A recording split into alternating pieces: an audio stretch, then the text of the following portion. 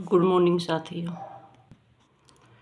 आज एक बहुत ही इम्पोर्टेंट विषय पे आपके साथ बात करना चाहूँगी।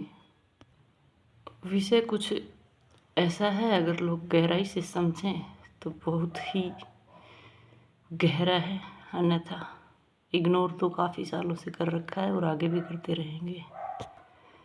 तो साथियों, विषय यह है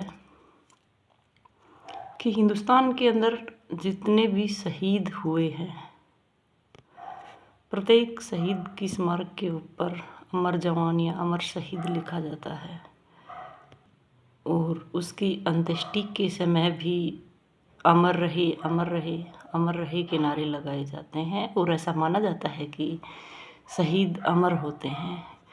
तो दोस्तों, मेरा सवाल ये है प्रशासन से भी और उन समस्त सेनाधिकारियों से जो उस टाइम जब कोई सैनिक शहीद होता है और उसके पार्थिव देह लेकर के जब घर आया जाता है तो उसके साथ लोगों का जो काफिला अमर रहे के नारा लगाता हुआ साथ आता है। मेरी उनसे ये मांग भी है और दूसरी ये सवाल भी है, क्योंकि समाज शहीद चला जाता है छोड़ कर के पीछे घर परिवार बच्चे सब, लेकिन जो उसकी वीरांगना होती है उसके जाने के बाद लोगों का उसको देखने का जो नज़रिया है वो एक अमर शहीद की वीरांगना के प्रति जैसे नहीं, बल्कि उनको एक विधवाओं की नज़र से देखा जाता है। दोस्तों, मैं आपको बताना चाहती हूँ या तो या झूठेबाजी, ये नारेबाजी, या प्रत्येक शहीद स्मारक के ऊपर अमर जवान अमर शहीद, ये जो झूठा प्रपंच मचा रखा है समाज में, या तो इसको बंद कीजिए। या अगर आपको लगता है कि शहीद तो अमर होते हैं, अजर हैं, जो अजर हैं अमर हैं उनकी विधवाएं नहीं होती, वो तो अमर सुहागिनें होती हैं, लेकिन समाज उनको इस तरह देखता है कि वो तो अजर हैं अमर हैं लेकिन ये विधवाएं हैं। अगर उस औरत ने कुछ नया ठीक से ढंग से कपड़े भी पहन लिए ना तो उसकी तरफ लोगों का देखने का नज़रिया अलग ही होता है। मैं बता देना चाहती हूँ कि शहीदों की जितनी भी वीरांगनाएं समस्त हिंदुस्तान में, आप अमर सुहागिनें हैं। आप अपने किसी भी आभूषण का त्याग मत कीजिए। अगर आप ही अपने अधिकारों के लिए जागृत नहीं होंगी तो ये समाज इतना गंदा है कि आपको नंगा करके नचाने पे मजबूर है। अगर आप नंगा होकर के समाज में घूम रही हैं तो लोग ये बोलेंगे बेचारी हैं, पति नहीं है इनके।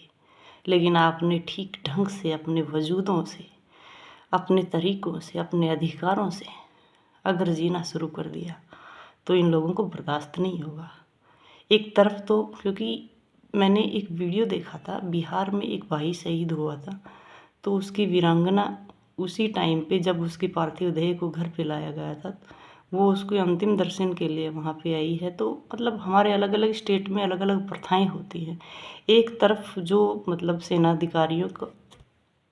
के अधिकारी जो उसके साथ आए थे वो लगातार अमर रहे अमर रहे अमर रहे के नारे लगा रहे थे। दूसरी तरफ जो बिहार की लेडीज ये उस महिला के साथ थी, वो पानी का गिलास लेकर उस महिला की सिंदूर मांग से सिंदूर हटाती हुई वीडियो में नज़र आ रही हैं।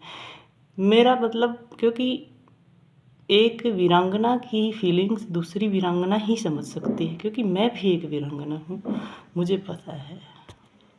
ये जो दोहरा मापदंड है लोगों में, या तो आप अमर रहे चिल्लाना बंद कीजिए। अगर आप ऐसा कुछ मानते हैं, करते हैं, तो उनके पीछे जो वीरांगनाएं हैं उनके लिए भी यही चीज़ें इस्तेमाल कीजिए। शब्दों पे गौर फरमाइएगा। हाँ, हम मानते हैं अगर आपने सैनिकों को अमर होने का दर्जा दे ही दिया तो उनकी वीरांगना ही भी अमर सुहागिनी हुई ना, according to you, nothing for me. एक तरफ तसल्ली ये दी जाती है कि वो तो अजर हैं अमर हैं, वो तो कभी मर ही नहीं सकते। दूसरी तरफ उनकी वीरांगनाओं के साथ ऐसा भेदभाव, क्योंकि समाज ऐसी महिलाएं को देख करके एक विचित्र सा भेदभाव करता है। ये चीज़ उनके लिए शोभा नहीं देती। अगर कोई वीरांगना मिल गई सामने से, अरे इसके दर्शन हो गए, इसके हाथ में चूड़ी नहीं है, इसके गले में मंगलसूत्र नहीं है, इसकी मांग सूनी है, वो एक इंसान जो पूरे देश और राष्ट्र के लिए बलिदान दे करके चला जाता है और उसके विपरीत उसकी वीरांगनाओं के दर्शन होने से भी आपके लोगों में कोई अशुभ कार्य होता है। इसलिए समाज जिस ढंग से उन औरतों को देखता है, तो मैं उनको बताना चाहती हूँ कि बहनों, आप अमर सुहागिनें हो। आपकी मांग से सिंदूर हटाने का अधिकार जब तक नहीं है, जब तक प्रत्येक शहीद की स्मारक के ऊपर अमर जवान को मिटाया जाएगा, उससे पहले आप अपनी मांग से सिंदूर नहीं हटा सकती।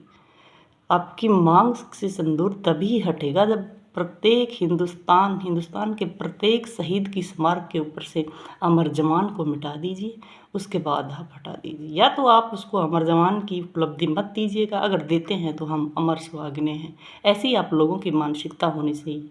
क्योंकि आपको अपने अधिकारों के लिए खुद खड़ा होना होगा, खुद आवाज़ उठानी होगी। ये समाज तो बिल्कुल नोच कर चलता है। इसलिए मैं बताना चाहती हूँ कि देश की प्रत्येक वीरों की वीरांगनाएं अमर सुहागिनें हैं।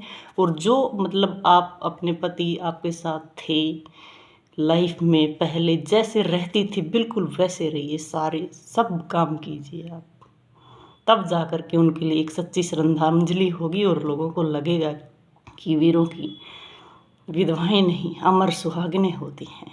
इसलिए मेरी आपसे यही प्रार्थना है कि आप प्लीज़ लोगों की बातों में मत आइए, क्योंकि लोग एक वीरांगना को किसी भी हालत में ज़िंदगी देखकर खुश नहीं है। क्योंकि उनको लगता है, क्योंकि एक वीर शहीद होता है तो अपने बच्चों के लिए बहुत कुछ पीछे छोड़ के जाता है, और लोगों को ये चीज़ बर्दाश्त नहीं होती है।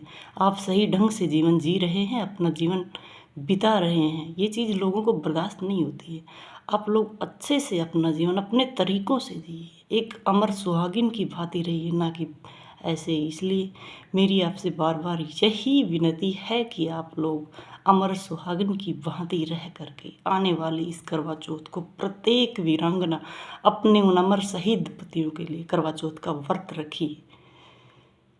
क्योंकि लोग जो बोल रहे हैं उनको बोलने दिया जाए। अगर कुछ बोल भी रहे हैं तो लोगों से सवाल करना सीखिए, पूछिए उनसे कि हम सब कुछ बंद कर देंगे, लेकिन जो प्रत्येक शहीद स्मारक है हिंदुस्तान में, उसकी स्मारक के ऊपर अमर जवान लिखा जाता है। जो इंसान मर ही नहीं सकता तो हम विधवाएं कैसी हो सकती हैं।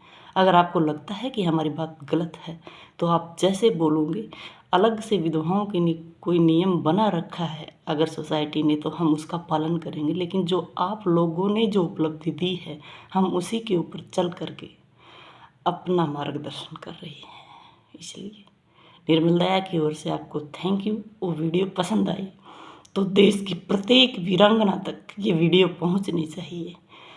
अगर आपको मेरी बात अच्छी लगे तो प्लीज़ सपोर्ट ज़रूर करना। Thank you.